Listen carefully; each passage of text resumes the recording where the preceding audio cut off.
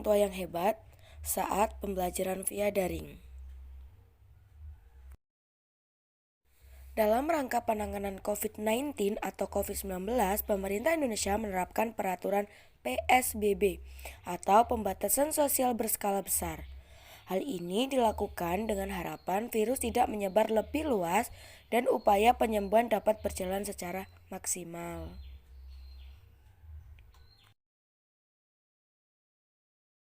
Dalam usaha pembatasan sosial ini, pemerintah Indonesia juga telah membatasi kegiatan di luar rumah, seperti kegiatan pendidikan yang telah dilakukan melalui pembelajaran daring atau via online. Pada pembelajaran online, anak menjadi kurang aktif dalam menyampaikan aspirasi dan pemikirannya sehingga dapat mengakibatkan pembelajaran yang menjenuhkan. Abu Ahmadi mengatakan, seorang anak yang mengalami kejenuhan dalam belajar akan memperoleh ketidakmajuan dalam hasil belajar. Oleh karena itu, diperlukan pendorong untuk menggerakkan anak agar semangat belajar sehingga dapat memiliki prestasi belajar.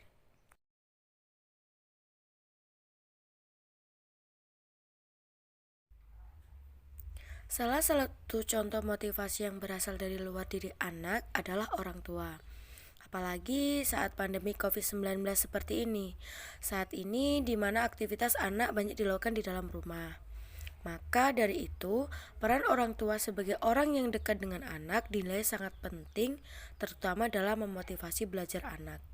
Karena motivasi yang rendah dapat menyebabkan ketidakberhasilan anak dalam belajar, sehingga menurunkan prestasi belajar anak dan anak merasa gagal dalam belajar. Menurunkan prestasi yang telah mereka dapat sebelum adanya pandemi. Lalu, bagaimana cara orang tua untuk menyikapi hal itu? Yang paling utama adalah orang tua jangan panik dan stres. Dalam menghadapi perubahan ini, saat krisis seperti sekarang ini merupakan masa beradaptasi yang penuh kebingungan dan ketidakpastian. Banyak orang tua dan anak yang masih belum familiar terhadap mesoslogi keadaan ini. Pasti tidak mudah dan ini tidak normal. Yang kedua, dari pihak orang tua harus sadar terlebih dahulu bahwa untuk sekarang ini kegiatan belajar mengajar bukan diliburkan, melainkan diganti dengan metode daring atau online, yang awalnya bertatap muka menjadi via online.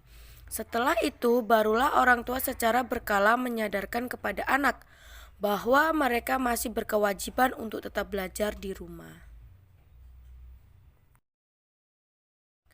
Yang ketiga, usahakan fasilitas belajar online atau daring tersedia mulai dari gadget sampai sambungan jejaring internet. Keadaan ekonomi setiap orang tua memang berbeda-beda. Namun, untuk mendapatkan pendidikan yang baik merupakan hak setiap anak. Sebagai orang tua pasti akan mengusahakan yang terbaik untuk anaknya. Namun, apabila kondisi orang tua tetap tidak bisa menyediakan fasilitas belajar online, apakah yang dapat dilakukan? Alternatif lain seperti meminjam gadget, kerabat dekat atau teman. Hal ini dapat dikomunikasikan kepada pihak sekolah agar dapat diberikan kemudahan. Untuk yang keempat, selalu mengontrol jadwal kegiatan belajar mengajar online. Selalu mengingatkan anak di setiap jam belajar akan dimulai. Yang kelima, menyediakan waktu yang cukup untuk terlibat dalam kegiatan belajar online anak. Orang tua perlu menjadi sosok yang siap membantu anaknya menyiapkan atau mengerjakan tugas yang akan dihadapi oleh anak selama masa pembelajaran online atau daring.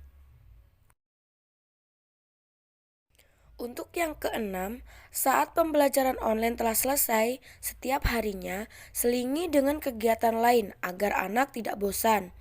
Orang tua bisa melibatkan anak dalam aktivitas rumahan seperti memasak, berkebun, menjahit, atau berbagai kegiatan yang menarik perhatian mereka. Selain mengurangi rasa bosan, hal ini juga bisa melatih skill anak itu sendiri.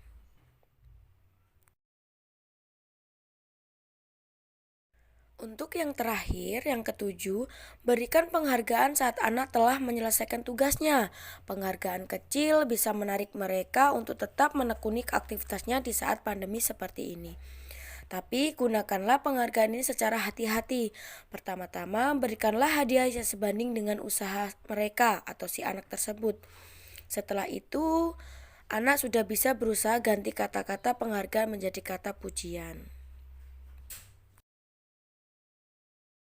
Agar anak termotivasi pada saat pembelajaran online atau daring memang tidak mudah, harus banyak peran orang tua yang dibutuhkan.